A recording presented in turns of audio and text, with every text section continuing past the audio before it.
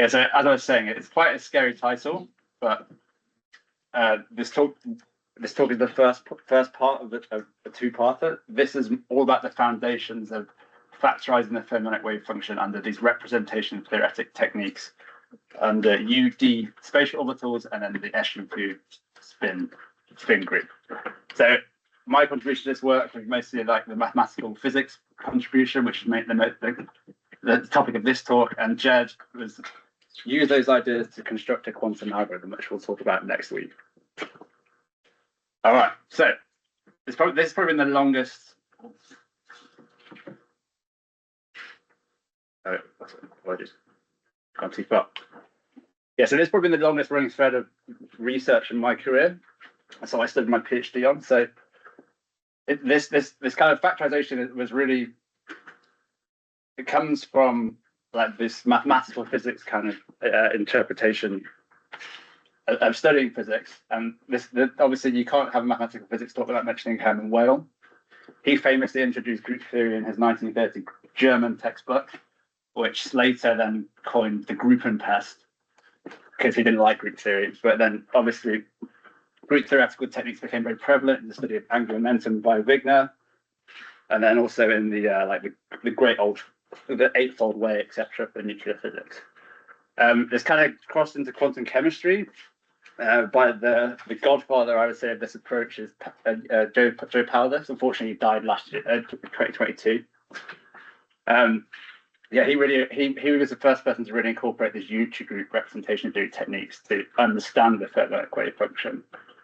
Then there's the famous Schwitt's graph, which was taking the group structure and then building kind of a nice way to kind of index the basis functions and using this like Fratelli diagram of the subgroup chains. And there was some recent work. So there's a famous workshop in 1979, which most of the contributions to this were contained in this nice 1979 lecture notes in chemistry monograph. Mike Robb, who was my supervisor at Imperial, he's still going. I think he's about 80 now, but yeah. What's Guga? Yeah, oh yeah, sorry. So this unitary group approach is the kind of the UD factorization of the fermionic wave function. And Guga is the graphical interpretation of that. Okay, so I've got the next slide, I'll show you. Yeah, and then yeah. So I will hopefully you'll understand that from scratch by the end of the next lesson. So okay. I won't talk about the. I'll get to the next slide in that fairness. Yeah. So Mike Robb and loads of guys in the 1970s came up with and developed this quite extensively. But then computers were invented and people started to get lazy and didn't like to work on representation theory anymore. That's my view anyway. But there has been some modern work by kind of Ron Shepherd over at Argonne National Lab and obviously Ali Alavian. So this Ron Shepherd work was kind of a non-linear factorization of the wave function, kind of like the MPS dense network. And then Ali Alavian and Werner, they came with this FCI QMC approach to this. So I guess. So why do we care about this? So obviously, we know from the Stern-Galak experiment that SU2 is kind of a global symmetry. We know this from the fact that when a silver ion was fired through a magnetic field with a spherical valence shell, there should have been no angular momentum because it's spherically symmetric valence shell. But there was obviously spin quantization that they observed, and they could only explain that due to the half integer quantization with the Lie group theory of SU2. Okay. In quantum chemistry, this is kind of used in what's called the configuration of state functions. Typically, it's used in a linear combination, spin-adapted linear combination of state determinants. But really, this is actually much deeper factorization, which is this spatial orbital UD plus the SU2 spin group. And this is really the true factorization, I would say, of the fermionic wave function. Okay. And this UD part has a very strong structure built upon this Fratelli diagram of irreducible representations,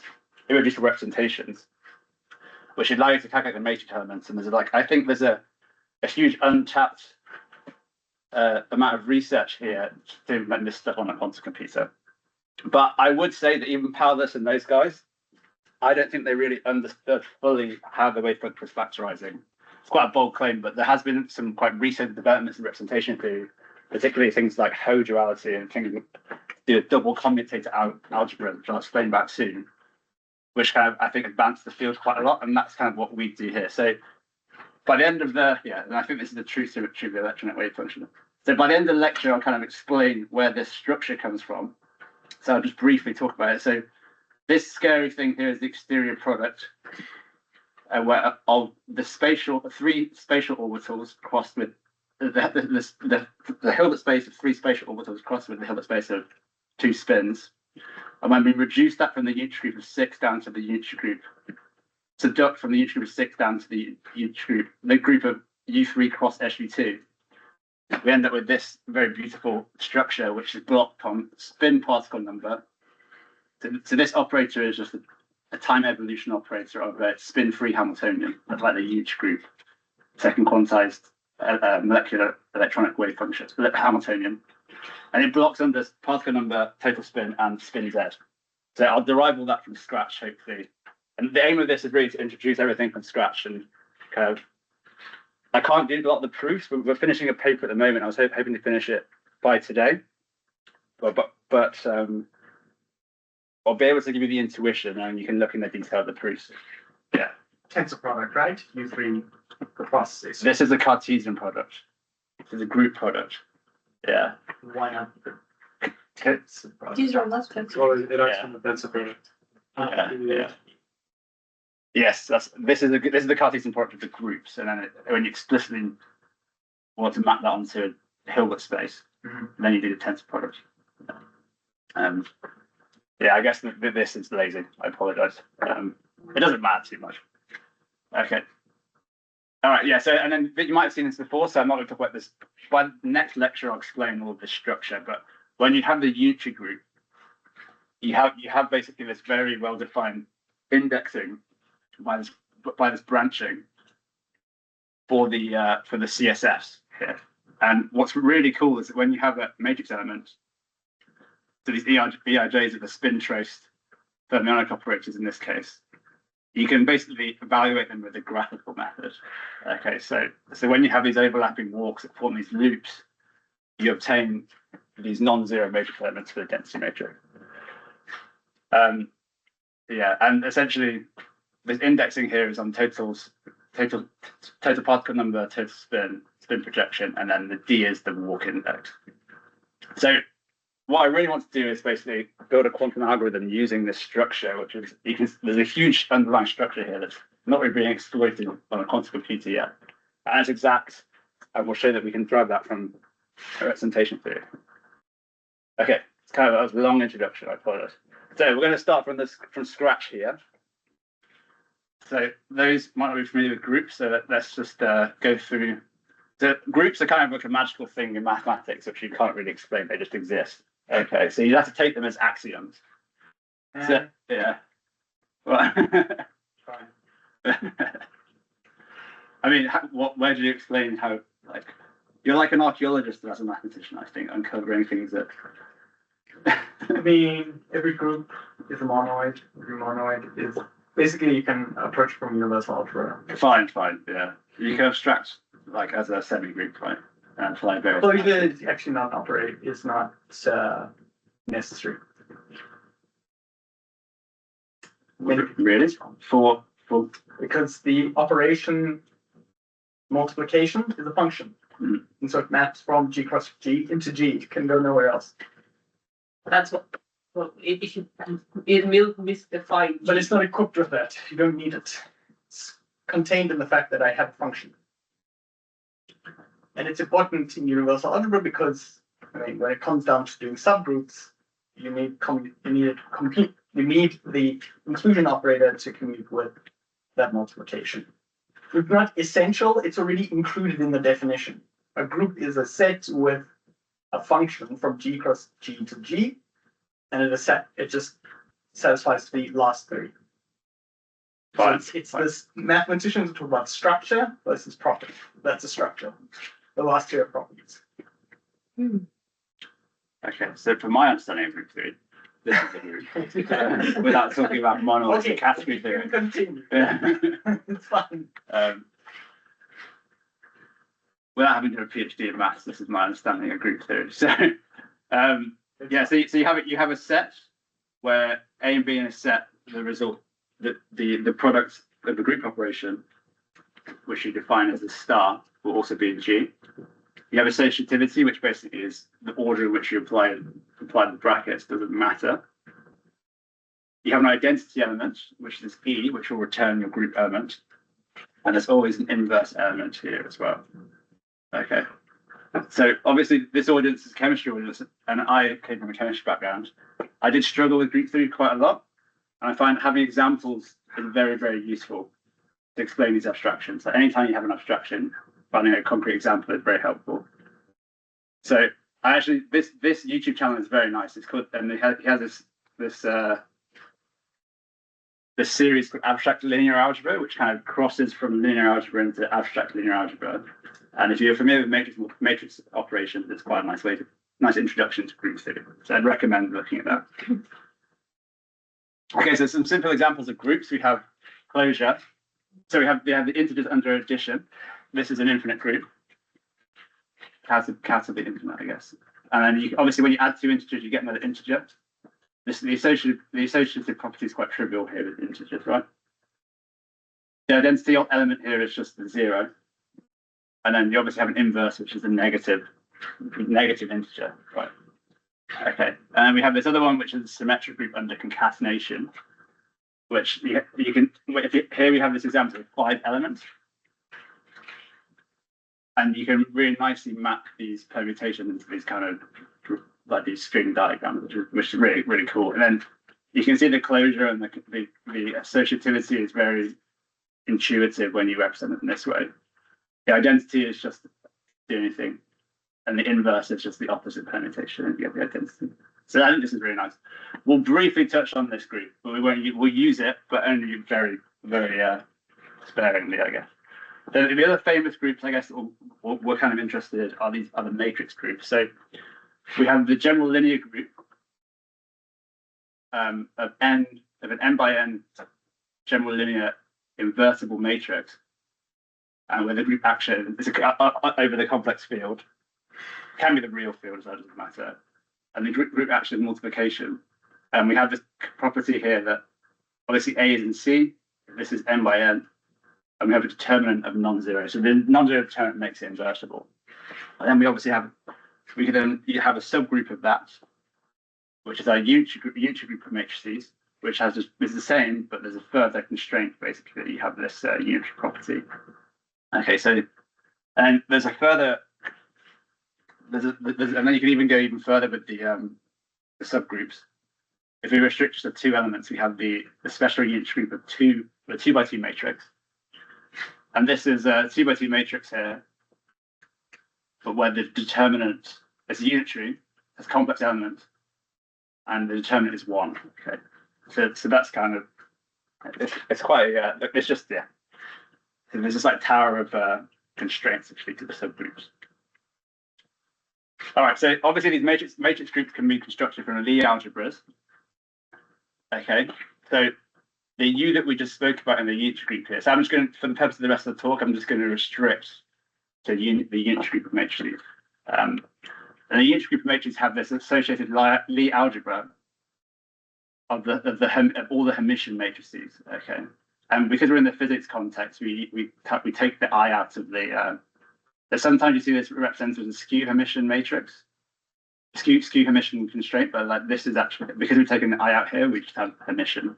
And this is like the physics convention of this, I think. Okay, and then obviously this X here, this is the space of all Hermitian matrices. So you can build that from a basis, right, of a smaller set of generator matrices, okay, which are parameterized by this theta. So it's a bit confusing if you haven't seen this before, but think about if you've got a vector space of like an outer point in space. You can apply exactly the same thing if your basis elements are matrices. And if you just add them together, so if you have an X, Y, Z matrix, like, but you can see it here. So like well, I'll come to that in a second. So, and the generators have this very specific property, and this is a I would say that this is kind of something which you just have to accept. Maybe you have some other but they obviously have this Lie algebra, these properties which are the anti-symmetric property where two of the generators are like flip sign in the commutator.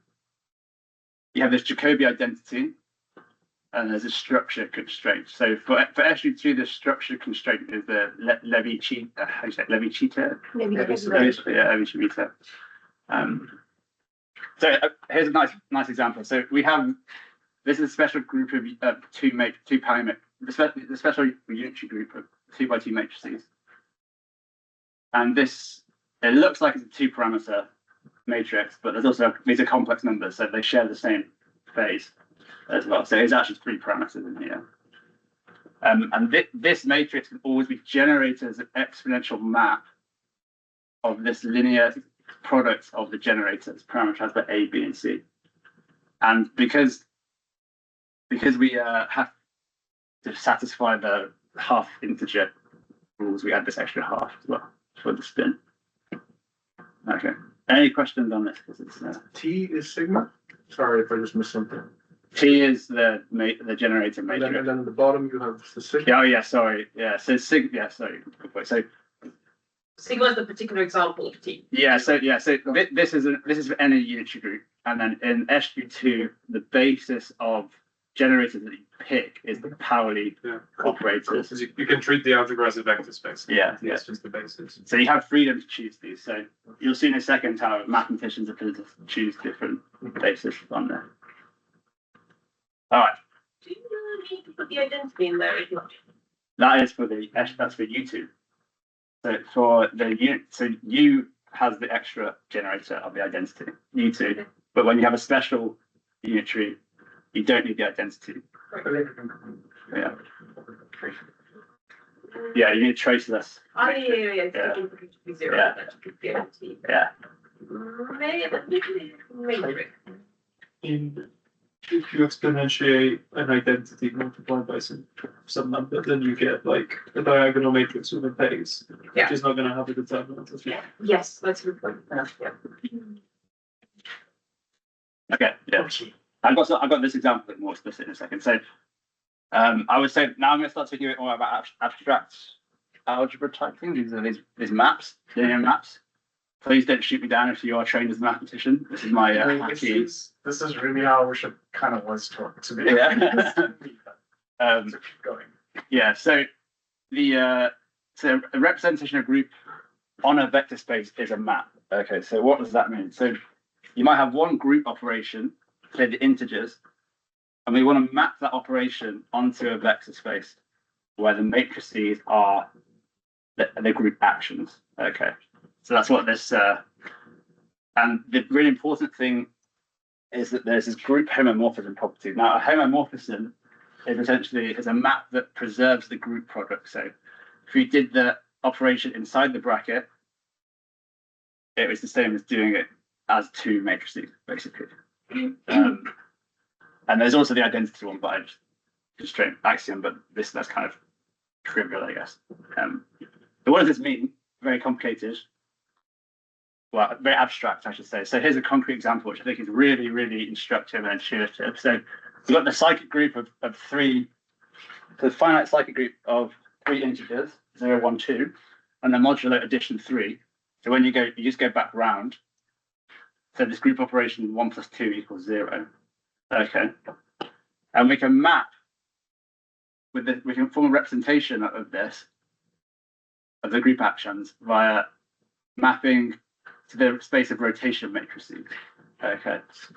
So you can see the 0 element, the identity is just the identity. And then basically the increments around the 120 degree increments. This is the 1 element and the 2 element. And if you go to 360, you go back to the identity again. So you can see how we've mapped this group of integers to a kind of a 2x2 matrix, which is pretty cool. Yeah. Okay. Any questions on this? And we can see the homomorphism property via this very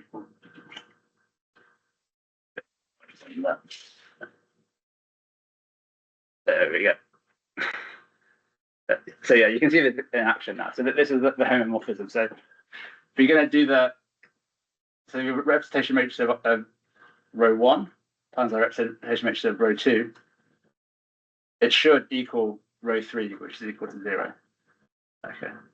And you can also see that here as well. So basically, it's intuitively, it's does the same thing with different words. If that makes sense. All right. So rather than rotating, we're rotating here rather than modular addition. All right. So now that we have this kind of irreducible representation, so I'm just like high level about representations. We have this special thing called this is really essential now. So this is really essential now is that we have this definition: an irreducible representation of a group is a representation lambda on vector space V, such there exists no proper non-zero subspaces that are G invariant. So G invariant means that this representation matrix of our group element will always map when it acts on the vector space. It will stay in that G invariant vector space for all elements G in the group. G, little G and big G. Okay. So what is this? So if you think about, so this is the big matrix, this row G. This is like our rotation matrix, but imagine if we had a bigger rotation matrix which also satisfied the same homomorphism properties. I couldn't do a concrete example of this because it is too abstract. The famous example is the standard representation of the Young standard representation acting on the permutation basis. I think I've got a reference in here. Yeah. So if you are interested in this, there's this Fulton and Harris book. This is the canonical textbook. They say it's the first course. I don't like how it's written. It's written as like with lots of examples where they don't tell you how to do the examples. So it's a bit of a pain. But okay, so imagine if we had some matrix which expressed our action in the same way as before. So that's going too far forward. Then imagine if we had some bigger matrix which expressed our this addition. Right? We don't know what it is, but I should say it exists. That may do the correct group action, but within it there may be some smaller matrices that upon some change of basis, which also apply the same group action. And we say the smallest subset of those is the set of irreducible representations. Okay. So rho is just reducible representation which acts on a general linear vector space. Well, that acts on the space W with the general linear group. And we say these irreducible representations, sigma lambda I, act on vector space VI, which is G invariant via the general linear matrices. And we say that the vector space V, can be broken up as a direct sum into VI blocks. Okay. Yeah, exactly. Yeah. There's lots of theorems around like what's completely reducible, but hopefully this is like the high level, I guess. And it seems kind of abstract, but you can use these properties to kind of break down and have like recursive decompositions of lots of groups and things. So yeah. Any questions on this? Because this is really important. Yeah. All good? Don't be afraid. As an example, maybe you could, if you were looking for an example, symmetries molecules have like known eras. Yeah. Like the character tables. Yeah. Yeah, I mean, that would have been a good example, yeah. I actually hated the way that group theory was taught as a chemist. Yeah. I had no intuition on like what an irrep was. I was just like, it's the character table. It's a column in the character table. Something people Yeah. know. But yeah, so I think that's, maybe if I give this again, I'll try and add, that's a good example, yeah. All right, cool. So vector space breaks up into irreducible G invariant subspaces. That's an irreducible representation. Now, we have the characters. Okay, so this is where the character tables come in. So I guess the character has this very complicated definition which says if we have this representation, reduce the representation. Well, so a representation G on the vector space V via the general linear group of matrices. The character is the function which takes the group element through the complex numbers. That is a fancy way of saying it's the trace of the matrix. Okay, it's just because this is you're mapping the group element to a number because you're tracing over the representation matrix, which is of the group.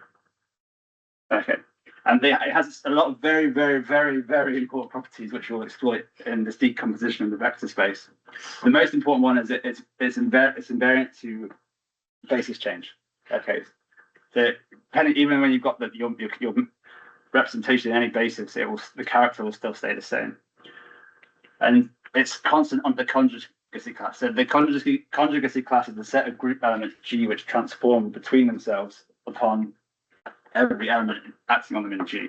So they're kind of a non-closed subset of the group elements, and they have this very, very powerful property where if we go back to our previous slide, we have this block diagonal representation matrix for this group element G. If we take the trace of this one and trace of this one and trace of this one, the trace is additive on the direct sum. Okay, which is very powerful. And perhaps this is the property that we use the most in this lecture, is that on the tensor product of the two group representations, it's a product. Okay, so this is super powerful because this is how we do the space fit factorization. Basically, we use this property. And there's also this very useful. So the rows and the columns of the character table, they're orthogonal vector spaces. So you can use them to project into vector spaces. I wrote a paper on this recently, but you see this a lot in the old literature, not so much in the. So the book by Pouch really likes to use it.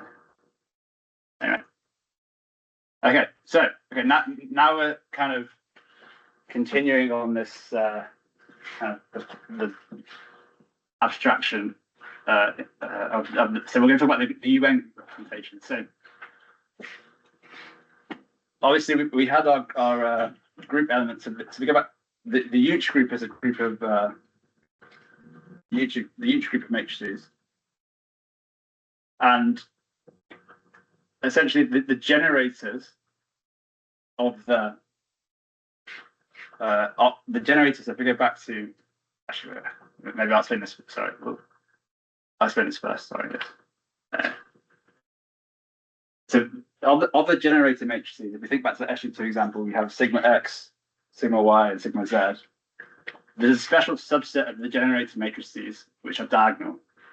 Okay, so in the SU2 case, there's one element of the Cartan subalgebra, but this and basically the eigenvalues of each Cartan subalgebra element give you the weight vector, and because they are diagonal, they're all diagonal, they have simultaneous eigenvectors, so they all share the same weight vector, but they can be so it basically characterizes the basis state that you have is the eigenvalues of the Cartan subalgebra, and it's block diagonal. It's where the weight space is block diagonal under the Cartan operators. So what does this mean? So if you think about SU2, you have your S squared or SZ operator. Okay, that has eigenvalues of the spin multiplets. Those are the weight spaces. So you have half integer. So if you had a total spin, well, we'll come up. I have an example of it. And then what we have is the highest weight vector is when you have these raising operators. When you act on your weight space and you keep applying your raising operator, which is EIJ, which is any non-diagonal set of the Lie algebras. When you get to the last one that doesn't annihilate, that's the highest weight vector in your weight space. So if you think about your spin multiplet, you might have the total spin of 3/2. You'll have spin Z multiplets of minus 3/2, minus a half, 1/2, and 3/2. So the 3/2 indexes the irrep. Yeah. And really importantly, this is super important, for the unitary group, the highest weight vector is an ordered tuple, which means it can be expressed as a partition. So the partitions index the irreps of the unitary group of matrices. So this is really kind of essential, and it's kind of why partitions crop up in these old Powders papers and things, is that when you take the Cartan subalgebra eigenvalues of the highest weight vector, you get a partition, and that indexes your irrep. Sorry, wait, it's a partition of what? Oh, yes, good question. So if you had UN, it would be a partition of n elements. All right. Yeah. Oh, sorry, wait, no, sorry. Yes, I will perhaps explain this in more detail. Well, because the character, yeah. Just set n numbers. So yeah, depending on the particle numbers that you have, that's the n squares, the n elements, and depending if you're in, like, if you're in U2, for example, you're limited to two rows. I'll explain this in a sec. Yes, good question. Yeah, so depending on the representation that the particle number representation that you're in. So when you tensor product your spin half things, that's not a good example. Yeah, it's just the particle number basically, depending for the irrep that your unitary matrix acts on, is how many squares you have. You'll probably see this in a sec. Okay. It might make more sense. So yeah, that was abstract, and I'm going to try and introduce it with some concrete examples. So now this is exactly what you said, Andrea, is that why do you not have the identity? So this is the mathematical kind of basis that is typically chosen for the Lie algebra of U2. You don't use a split the Pauli operator. You typically just use this kind of more intuitive approach, I would say. So you have these two Cartan operators, which are this one diagonal here, there's one here, and then you have the raising operator and the lowering operator. And you see that here. And essentially, these two, you have one eigenvalue for this one and one eigenvalue for this one, depending on what representation you're in. I'll just say that A and B have to be real numbers. Oh, and C has to be the complex conjugate of D, so that the exponent is commission. Yeah. But then, Sorry. if you don't have any constraints on A, B, C, D, then we get a general linear. Right, you matrix. Yeah, of course, yeah. Jed knows a lot more about the Lie group side of things. I know about the representation theory, obviously. Yeah, so you have these two Cartan operators, and you basically index your vector space, irrep, via the eigenvalues that you get from it. So you have two eigenvalues, and then you basically get these 2x2 partitions, because you only have two eigenvalues that you can get, and that limits you to two rows in your partition. Obviously, building these irreps is a difficult question. I know it's quite hard to kind of get across. Like this is the standard basis, right? So when you have I think I explained that's nice. Yes, perfect. So when you have the standard irrep, that is basically the irrep, which is the same dimension as the underlying group dimension. So if you had, remember, you're mapping to the general linear group in a to get that matrix. Because we've already got a matrix, that's the standard irrep basically. There's the n by n matrix maps to the n by n matrix. So that's the standard irrep. And typically you take tensor products of this and diagonalize it, and that will then give you these weights, these other weight spaces. Okay, it's a bit complicated. I guess the question is, what are you going to use this for? Yeah. So I will come. So we use this for the characters. So I'm almost there. There's a lot of background theory. I apologize. Okay, so now we're getting somewhere. So this is the standard error. So this is the natural action on the n by n vector space of the unitary matrix. And then, very importantly, the character of the unitary group matrix. Every matrix in the unitary group is obviously conjugate. It can be diagonalized, right? So every matrix is conjugate to a diagonal matrix. So basically all of the diagonal matrices are parameterized by this theta. Okay. So basically the trace of this is this parameterized complex number. So that the conjugacy class is parameterized on the theta. So it's a continuous group. You can have any, this can be like any unitary matrix. You have a continuous number of group elements. So you have a continuous number of conjugacy classes, which is parameterized on this theta. Okay, and then the character is obviously the trace of this matrix, which is this complex number trait. Yeah, so you don't really ever explicitly evaluate this at explicit thetas. You just know that the trace of the standard error is this parameterized variable. This is a free variable. This is a variable, complex variable. So if we've got an n by n matrix, or this D by D matrix, I don't know, change that. N and D are the same. Yeah, sorry. Let's say.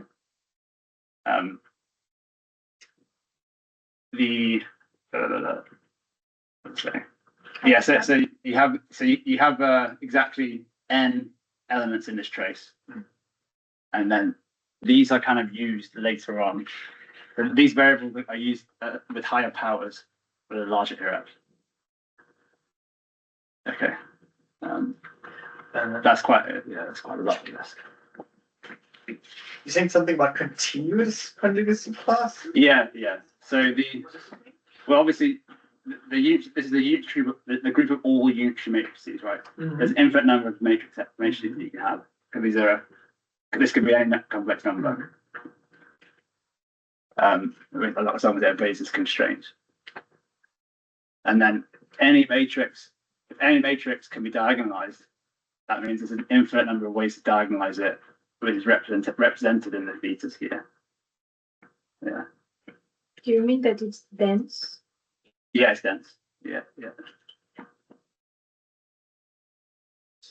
So the conjugacy class is given by the value of those thetas, and those thetas are continuous variables. Well, they're just living on C. Oh, Yeah. R. But yeah, they're not quantized or anything. So RN. no, theta just gives an R. yeah. Yeah, but there's N of it. Oh yeah. Yeah. Yeah. So each point in Rn is a conjugacy class. Yes. How am I doing for time? We're definitely overrunning. It's each. In other words, partition put into the conjugacy class without partition Rn. I think if we I think so. Yeah. So there's one. So this Every is point. what is it part? Is This is the character. This is continuous. I think that will be different. So the character is parameterized. By these. Yeah. So normally you'd have the one. Maybe not In a fact table, you have finite number. But because this is the continuous group, you have continuous number. minus. An Yes, I infinite think every number. point in Rn is a Essential. conjugacy class. Elements. Yeah, exactly. Correct. But what is the formula? Chi sub 1 Check that. of UN? It wouldn't be Oh yes. So this is the standard VO error. theta. Sorry? This is the standard error. This one. But theta, I guess it's not Rn. That's right. It's 0 to 2 pi to the n. That's the- But that's just a number, right? And then cube. This actually comes from the eigenvalues of the content. So So but this is a To number. the n, but it's pointed to the yeah, it would just be a scalar. Well, that's the same size as Rn, right? But is that one character? So you can see why you get that is because A single. you're generating this the eigenvalue of this. Mhm. Okay, which is so you're just going to get a Yeah. constant factor out. But It'll just there get would integer. be several errors for that group. Yes, the infinite number as well. So why is this one specifically interesting? I Because mean, it's the simplest one. okay, Because the group is n by n, So. and a representation is a mapping from the group element to the general linear vector space. mhm. identical, of course. So this is already a mapping on the general linear vector Yes. space. So that's why it's just It would mean a straightforward one. Yes. Points in R. So like, for example, hypercube, if we went to the for which SU2 matrices, just We go have back, two going diagonal back. matrices. their associated matrices, diagonal matrices, like I said, are conjugate. I got too far. Yeah. Distinct. So if we had like a larger Yeah, SU2 diagonal matrix, for I'm example, not sure. Yeah, I think you can check. we need to have I mean, you want two matrices with the same like. these are no longer the Pauli matrices, but Yeah, become that's a good point. larger matrices. And So not SU2 like SUN. They're still SU2 but they're maps from It's not the same size. they're maps onto a larger matrix. SRN. Okay. Yeah. So I think there's Whatever. Yeah. they're called the Gelman matrices, I think. The three-dimensional Really important. SU2 matrices. It's But why is it connected, like, SU2? if there are only two, Because it still performs the same. The right why is there? thing. Yeah, Oh no, it why actually- is it just not? even But you common can map vector? it to a higher dimensional. Yeah, you can't map it to any dimension. Okay. Yeah, it's very abstract. Oh, Yeah. Okay. no, we can't. Yeah, so I guess my question is like, what does this different conjugate classes standard irrad character, what does it like? Why did you do that? I Yeah, mean, what is? we're almost there. Okay. So We can. we need to move on because we are going to run out of time. Yeah. I apologize. Okay, so I've been a bit sloppy with some of the definitions, I guess, but I'm trying to get the brief overview. The main point here is that these diagonal elements, these define the standard irrad, and they're used to use polynomials of these, and then used to build the characters of the larger irrads. Okay, so they're like the set of variables that you build irrads from your polynomials. Okay. If I go to the next slide. Okay, so this is the so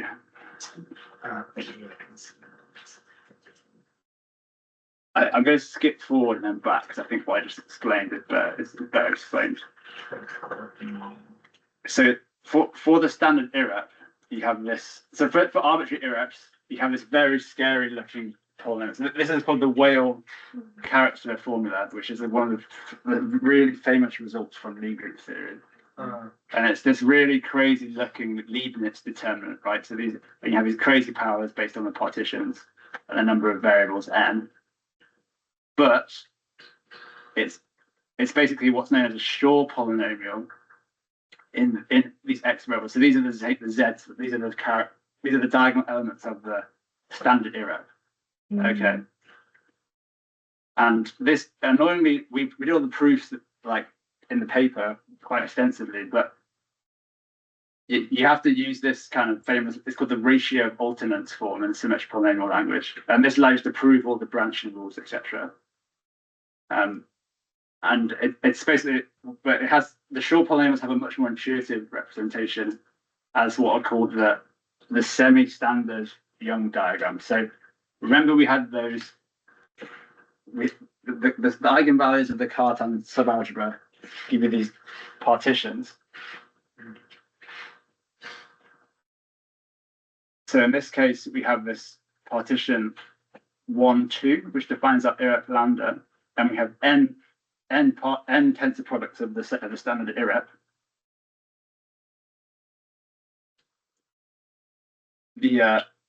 Basically the trace of that irrad is the Shor polynomial, which is where this x1, x1, x2, x3 are the elements of the trace, and each coefficient here, each term in this sum of the symmetric polynomial is a semi-standard filling of this Young diagram. So what a semi-standard filling is basically anything that increases weakly across the rows, so they have the same number in the rows, and strictly down the columns. Okay. So this is like a character of the irrad, the larger irrads of the Yuchi group.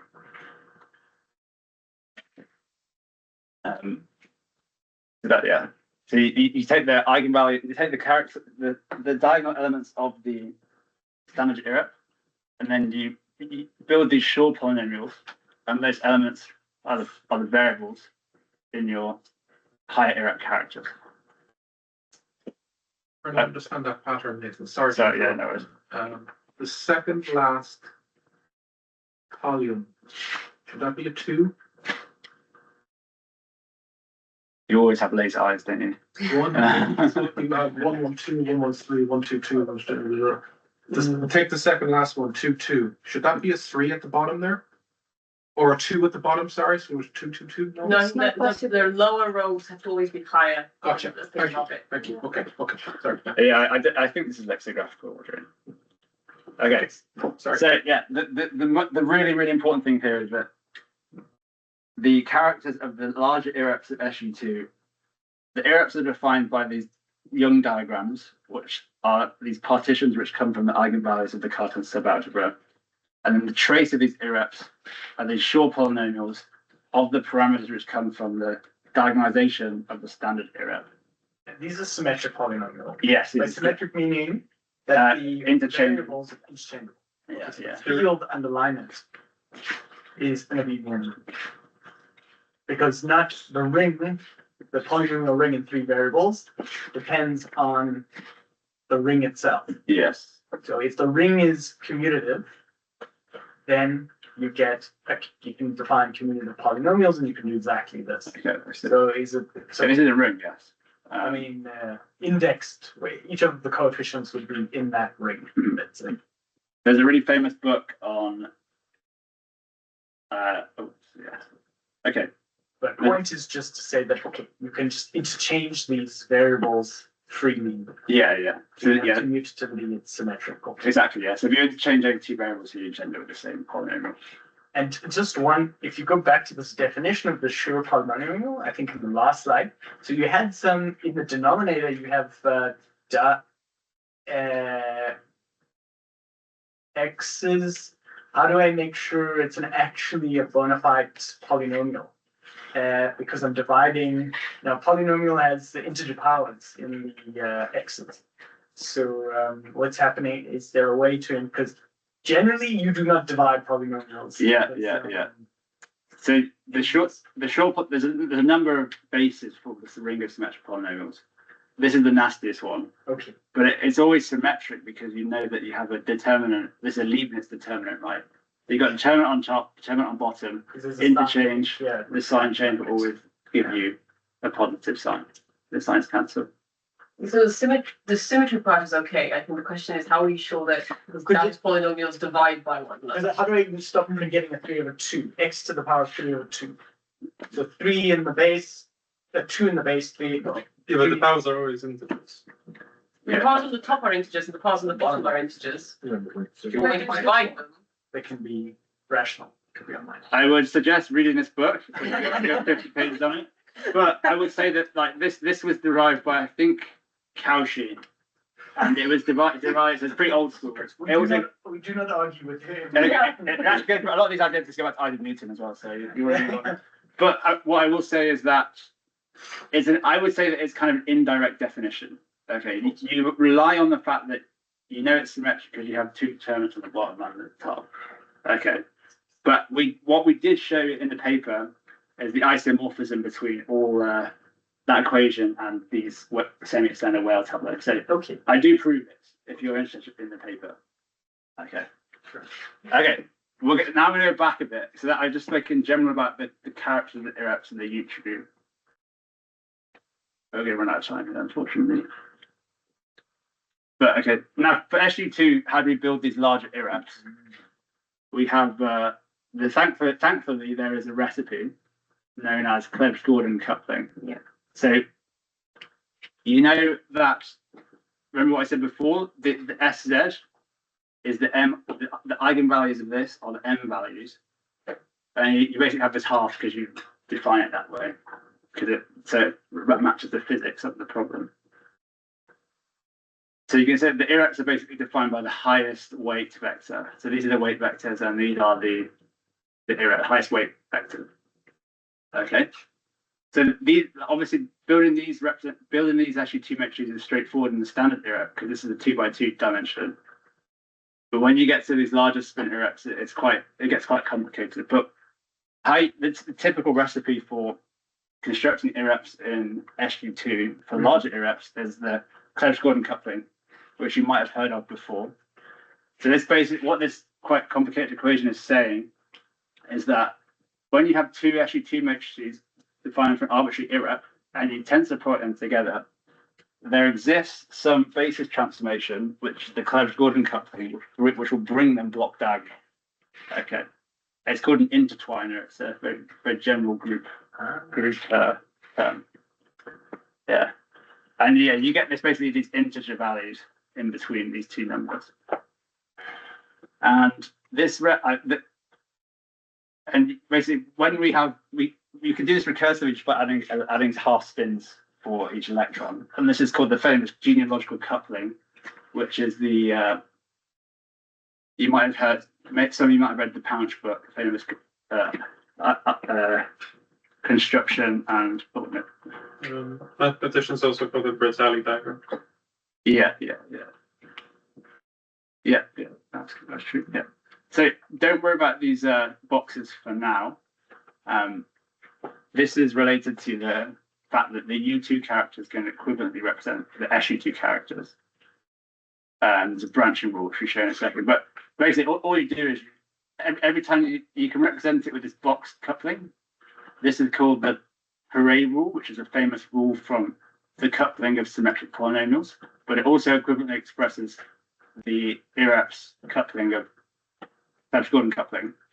Basically, anytime you add a half, every time you got a box, you have a half up here, and then you have a negative minus a half up on here. And every time you add a box, you can couple in two ways. And you can show this with the polynomials of these. These represent the characters. I'll show this in a second in a concrete example. But basically, you go half. You have this branching of the Ireps this way, and it's due to this Clebsch-Gordon coupling.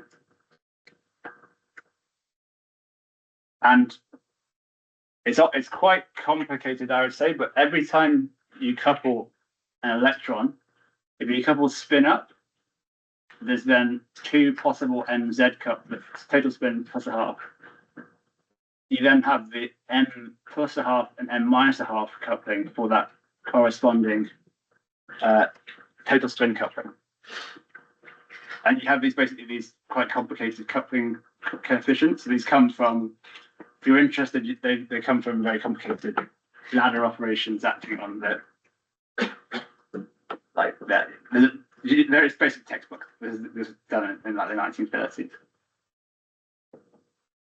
You basically get these four rotations, which couple each spin via its spin primitives. So this is plus a half, minus a half, in four different ways. Okay. He's like related to the spherical harmonics somehow, right? Yeah, there is the SO3 will have a similar group coupling. Yeah. Yes, I think it's the same, but there's an extra factor of a half because you have a half integer Ireps in SU2. This is full integer Ireps of SU2 are but actually all Ireps of SU2 are also full projective representations of SO3. That's the connection. Yeah. But basically, the moral of the story is, I have an example on this to clear things up a bit. But when you spin up, you get when you couple total spin up, you get two possible spin M projections, and then the same when you spin down. And when you have a branching along here, you basically get a product of these C values, which depend on which way you branched. And then, so the branching is derived on here, and then the spin primitive, which is alpha beta, these alpha and betas, these pick up these coupling coefficients. Those of you familiar would recognize that this is an MPS structure. So you can actually, the loop quantum gravity people use this a lot. Is that the spin coupling is actually a tensor network. And that's basically like one of the foundations of loop quantum gravity. Doesn't that mean it's also a quantum circuit, basically? Yeah. You could definitely implement this. I mean, that's what Jed's working on, I think. Yeah, I get it now. Yeah. So this looks very complicated. This tensor product here is basically a very complicated way of saying for a given alpha beta string, it's one branch along here.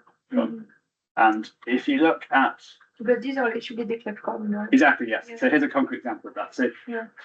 so if we branch to, so this is now, we're just going to total spin of, sorry, we're going to the singlet state for 4 spins.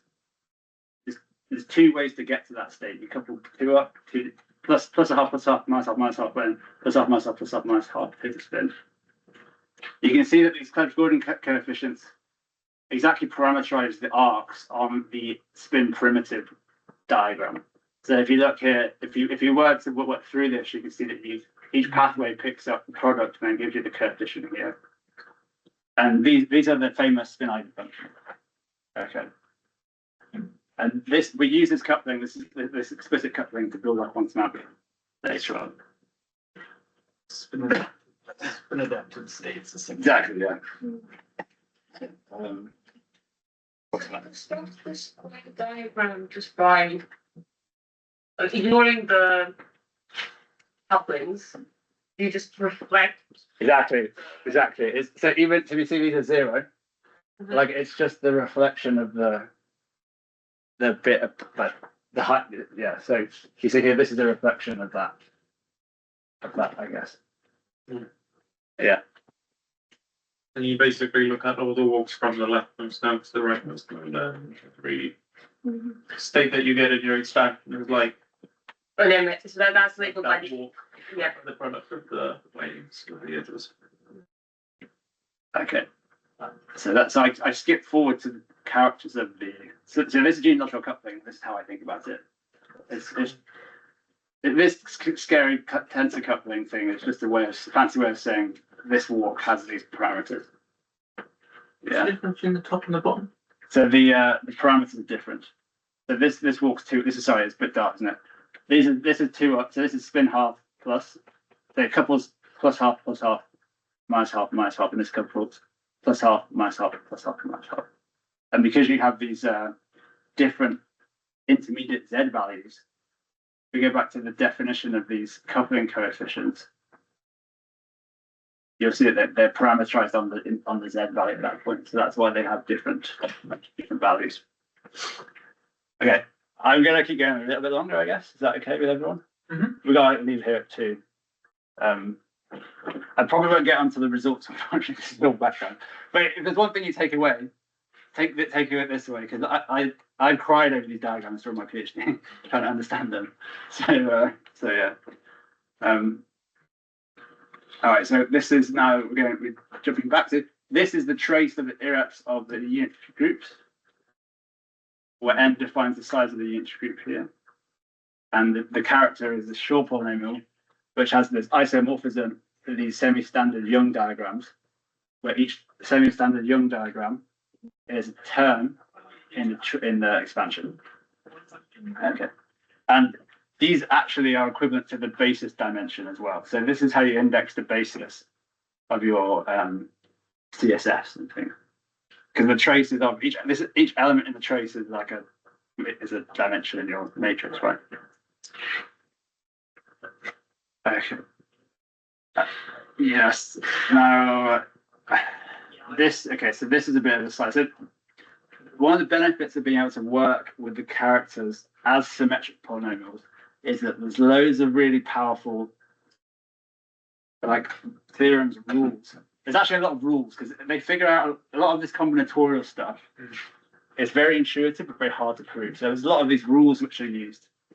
I actually did prove it, by the way, but you can basically see that when you have this sigma, this s lambda on this side, when you couple this ek, which is a special Shor polynomial, which is this vertical box, you can always couple. So this is the infinite dimensional one. So these can actually, because you can, if you have infinite numbers, you can always just infinitely fill up your box. But they have all these rules for basically allowed coupling. So we've already seen the one on the right here. When we have when we've truncated to 2 variables, because when we have 2 variables, we can't have more than 2 rows because they're semi-standard. It will fill up as 1, 2. So there's only 2 possible ways to fill that. One possible way you can only have 2 rows with 2 variables. you have this symmetric polynomial coupling, which has defined this. And this is also, it can be used to define the genealogical coupling in the spin diagrams, because you can also represent the spins this way as well. Okay. What does it mean when you truncate? Where would you truncate?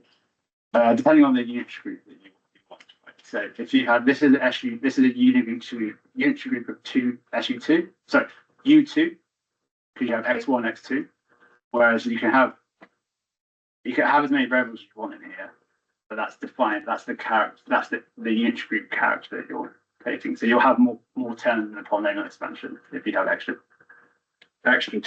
variables. I guess physically, like SU2 is spin, but SU3 would be something that has three states. Okay. This is the proof of why you can use the Young diagrams for SU2. Very basic. I'll briefly rush through it. This is that crazy formula that you saw before, the Weyl character formula for U2, because the trace matrix defines the conscious classes in U2 has two parameters, but because SU2 is traceless, you have this form. You also have this factor of 2 as well. When you substitute these characters into this, you end up with the well-known character form for the SU2 matrices. So that's basically the proof of the branching rule, that you can branch down from U2 to SU2. Okay, this is probably where I might stop, I guess, maybe but this is probably the most important slide, the second most important slide. So this is group subduction. Okay, so remember when on the previous IREP slide, we had this representation which can be broken down into these irreducible components. Okay. So branching is very closely related to the decomposition of a reducible representation to an IRAP. But basically, if we have a group element, so if we have a subgroup of G, which is H, so this means a group with less elements than G. So the unitary group is a subgroup of the general linear group, for example, or the permutation of 4 objects is a subgroup of the permutation of 5 objects, etc. Finite group. When we're in the larger group, this may be irreducible. But when we restrict down to the subgroup H, this then becomes irreducible, and we get these block diagonal things again. So the reducible represent the IREP of G is rho, and it maps the group element G onto W via the general linear matrices, and then we have the subgroup H is mapped by lambda I, which is the IREP, onto vector space VI by the general linear group matrix. And we represent this notation as this branching, this subduction chain. So this is when we go from a larger vector space, which transforms is G invariant, to the smaller direct sum of H invariant V vector spaces. Okay, so this is kind of and this is what a branch. If you hear about group branching, this is what it is. It's like when you basically go from one group to a subgroup, your IREP breaks up into small IREPs of the subgroup. And you can do this, but it's very powerful because it means you can you can do this recursively for all the subgroup chains. You end up with these Shabit graphs that we saw in the first slide. So this is how you get all these Google graphs, basically. You recursively do this for all the IREPs. Okay. I'm running a bit. Okay, I guess this is the last slide, I think, and then maybe I'll talk about the results next week. So I apologize, this has all been background. I'll share the slides so you can maybe get ready for next week. Now, when the unitary group has a very, very famous subduction constraint, and it's called the Gelfand-Zeppelin pattern, and it basically is given by between this condition. Okay, so what does that mean? So remember that the IREPs of the unitary group of N n by n matrices is given by this partition. And when we subduct down to the subgroup of n by n minus 1, we get a set of partitions mu. But the mu partitions have to obey this kind of interleaving condition. This makes a lot more sense with an example. So now this kind of puts together kind of what we've been working on. So the irrep can be characterized by its character. And for U4, the character for the irrep lambda is a Shor polynomial of four variables, which is the diagonal elements of the standard irrep. And it's basically parameterized by this parameter wrong way, but it's basically identified by this partition. And you can fill this up with the semi-standard Young tableau, and this will give you a dimension of 64. Okay. And basically this will break down into a new linear combination of Shor polynomials, where the largest parameter is now x3, because now we're the standard irrep of x of u3 has a trace of three elements. And you can basically show exactly by what's called an inclusion map, and that is a fancy word for saying we just basically make the last element 1 in this polynomial, because this is a parameter, remember. And when you do that for this Shor polynomial, which is a linear combination of these Weyl tableau, semi-standard tableau, you'll get this expansion, which is a set of irreps. And you can basically check this via dimensionality matching. Okay. We prove this in the general proof is quite complicated, but we also do show that in the paper. But yeah, so this is the Gelfand-Zeppelin branching basically. Is this so you can see that each one of these mu's is obeying this constraint here. So this is a systematic way of taking this branching. This is the way to do branching in the unity group. Okay. And this is how you get your Shavit graphs and these Google things that Ali used and things like that. But the main point I'm trying to say is that all of this is characterized by the symmetric polynomials. But all of this is derived from these symmetric polynomials, which are related to the trace of these matrices. Okay. And it's very powerful because it hints that you can decompose vector spaces into smaller subspaces. And that's important for the computation because then we're in a smaller subspace, less parameters, faster computation. Yeah. Yeah, okay. I really want to go to the end, but I probably don't have time. Yeah. Yeah. Finally made it. So I apologize it took an hour. But yeah. That was a lot, I apologize. But it's kind of a whirlwind tour of the toolbox that I use in my work. Yeah. Thanks. Yeah, no worries. Yeah.